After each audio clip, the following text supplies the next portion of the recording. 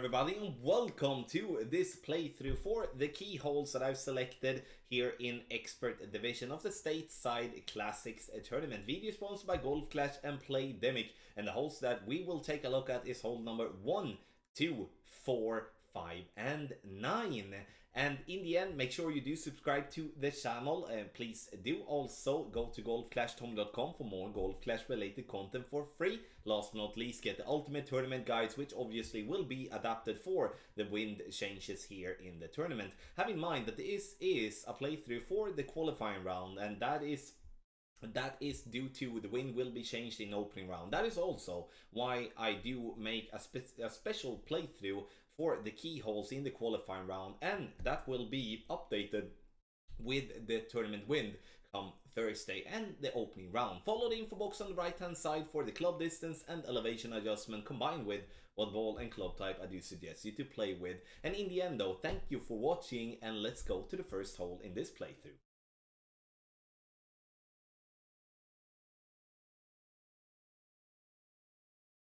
We jump into hole number 1, and this is going to have to be a must eagle. And with this type of wind, I will say that this is not played as easy as it could be, but we will still be trying to go to be either on the green or close to the green. So look, I do stretch out to absolute max. Look at my position of the blue ring. I have half of the blue ring inside the rough to the right in complete maxed stretched out position.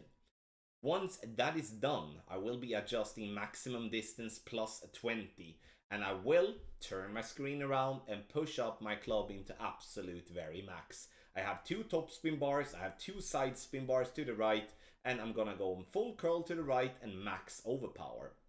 I'm using the Apocalypse as I do need and want to have the curl. You can see that we are having a lot of room from the rough to the right. And you can see that we end up to be very, very close to the green. Sure, now we could use 2.5 bar topspin, maybe have a long putt, but I do think there is value in having a short wedge than having a long putt, at least in my opinion. You decide what you want to do. This was with Apocalypse level 5 and will apply with Apocalypse level 5, 6, 7, 8 because it has the same power. If you have a lower level Apocalypse, let's say you have an Apocalypse level 4, you have 6 yards less, which is 234 yards. And then you should be playing that shot instead of 2 bars of topspin, you play 3 bars of topspin. And if you go down to Apocalypse level 3, which I do think is the lowest Apoc here to go with, then I would like you to go up with 4 bars of topspin instead.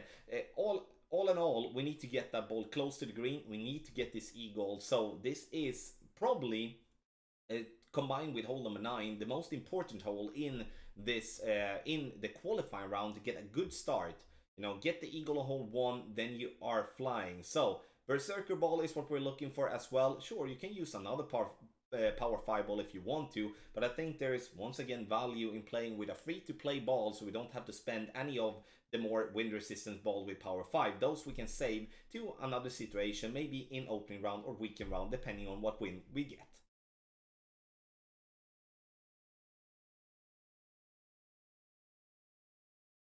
We go to hole number 2, and here I do believe we have a good shot in the works, and this is a tough par 3 where, you know, getting a lot of hole-in-ones here is not easy, but we do have a good line, and that is what I want to show you here. 5.5 bar topspin, 1 bar of side spin to the right, and we're going to move up until we do get the position where we do have the blue ring by the rough line with the ball guideline to the hole. Very important, to the hole. That is extremely important. Once that is set, we will be adjusting 1 to 1, meaning we're going to play 7.4 miles per hour wind as a 7.4 ring adjustment. Now we are going to obviously try to hit perfect, and as I can see here, I do have a slight underpower with my shot, which obviously would make sense based on the result to come. You see that we have a brilliant line, but we just go short in line. But that I do believe is due to the slight underpower I had on my shot. You can play with a Kingmaker as well, but I do think that if we do have a wind above 8.5 miles per hour, change to a Centurion or any other wind 4 ball, so you reduce the wind a little bit, because the more wind we have, the further down we will adjust down into the bunker, and that will have an impact of our shot. So if we can stay ourselves somewhere between 6 to 8 miles per hour, that would be, in my opinion, the best possible wind to get a nice drop here for hole number 2.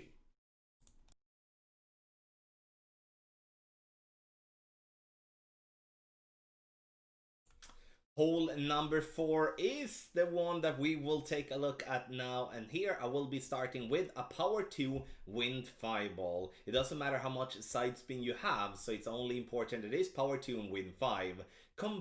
Complete minimum distance of our club, and therefore the sniper is an important club to have for this ball guideline, but also the grizzly to have as a long iron, because if you have the grizzly as a long iron, you will find minimum distance much easier than if you would be having a Goliath or a B52. 3.5 bar backspin ball guideline just through the hole, and then we will apply an adjustment which is going to be a 6.8 ring adjustment. So that would be maximum distance with a 25% over adjustment, power 1 ball setting. So a major over adjustment for that shot, but it works. So you can see the ball rolls very nicely right at pin for a lovely hole in one. I don't know where the slow motion came out, but it looked lovely. So we play with a power 2 ball, but we adjust for a power 1 ball setting. So max plus 25, power 1 ball setting, we find complete minimum distance with a power 2 wind 5 ball, 3.5 bar backspin ball guideline through the hole, and I don't think it can be much easier than that. In my opinion, super duper good chance, and I do believe this is the best chance for us making a hole in one on any of the par 3s here in Expert.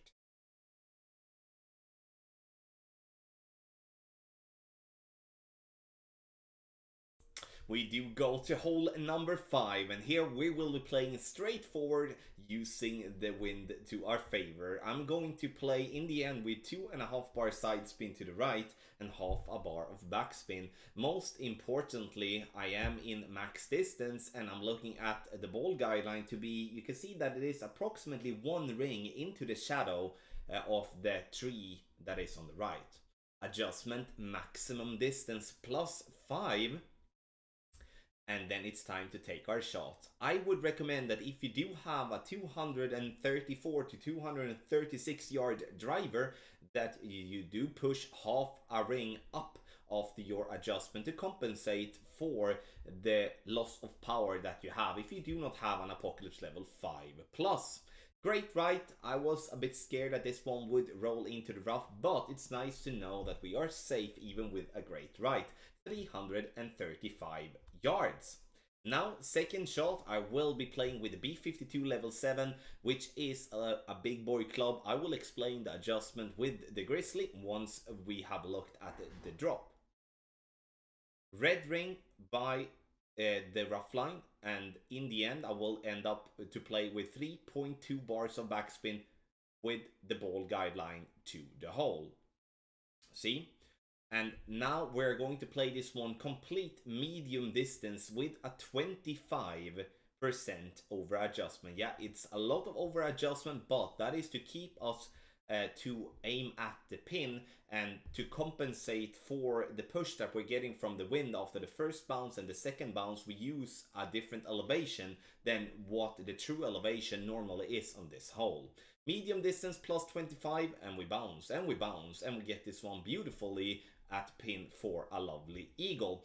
The thing that you do with your Grizzly is that you need to add more adjustment to it, and reason for that is that it has less power than the B52. So with a Grizzly level 9, you will do a 12% extra slider. So this shot from 335 would originally then be a total of 62% slider. If you play with a Grizzly 7 or a Grizzly 8, you do play a total of 68% slider. You do add 18% to the slider adjustment to be correct. Important to add that, as I know there is more people sitting there with Grizzly level 7 plus than sitting there with B52 level 7 plus. However though, no matter what club you're playing with, this is a good chance making an eagle.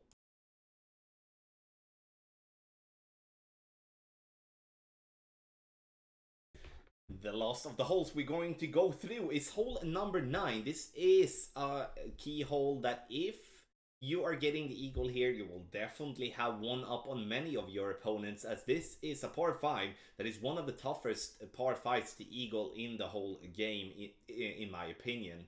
First and foremost, we will not try to go for it. I don't really see it's worth it, because it's a lot of lottery if trying to go over, and you need more topspin than what we do have on the extra mile level 5. 3 bars of topspin, half a bar of side spin to the right, and we start with the white ring by the rough line to the left, just before the +1 yard mark. We will still adjust maximum distance +10, even though we are not in complete maximum distance. And now our plan here is to get this ball to be as close to the top possible here. So it bounce, and it rolls, and sure, we could maybe squeeze out a couple of more yardage, but this one will work well. Second shot, we do play with the wood club that gives us the most power combined with topspin. In my case, it's the Cataclysm level 7. For you, it may be the B50 Big Dog, or even to stretch the horizon. And here I'm using as much side spin to the right possible, and in the end I will end up to play with 7 bars of topspin. Now I'm looking for the bowl guideline to show that we do have approximately 2 rings of two rings of margin from the right side of the rough. We do adjust for maximum distance, no elevation. We push up to max, and then we will take our shot. As you can see here, I'm not using any type of overpower for this shot, just trying to hit perfect. The plan here is to get this ball up to a situation where we do have a thorn shot that is going to be somewhere between 80 to 90% slider towards the pin. So now you need to listen closely, because now we're going to look at my shot here, and I'm going to explain the reference. First, I go to maximum distance here with my thorn. The thing that I then look at is the top of the white ring. How many green squares is it from the top of the white ring to the pin? If it is 3 green squares to the from the top of the white ring to the pin, I play 90% slider, like I do here in the video.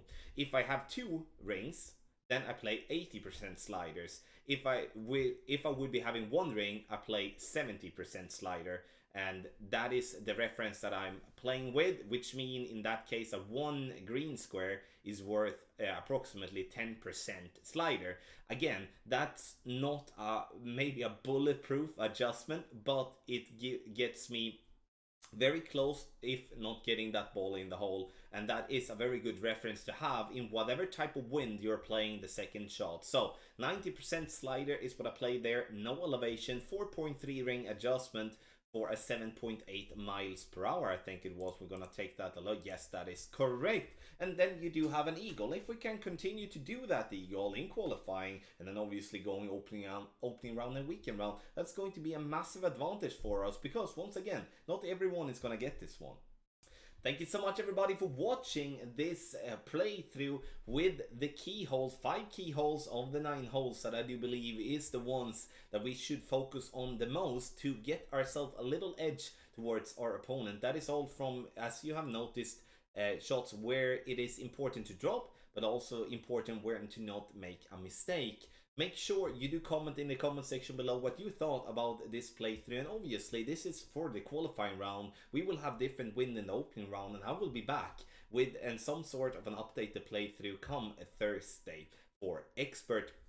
Make sure you do get the Ultimate Tournament Guides on patreon.com/golfclashtommy, link directly in the description down below, and obviously we will cover all the holes and also all the wins come the guide. The video is sponsored by Golf Clash and Playdemic. Thank you so much for watching, and a good luck in the Stateside Classics tournament.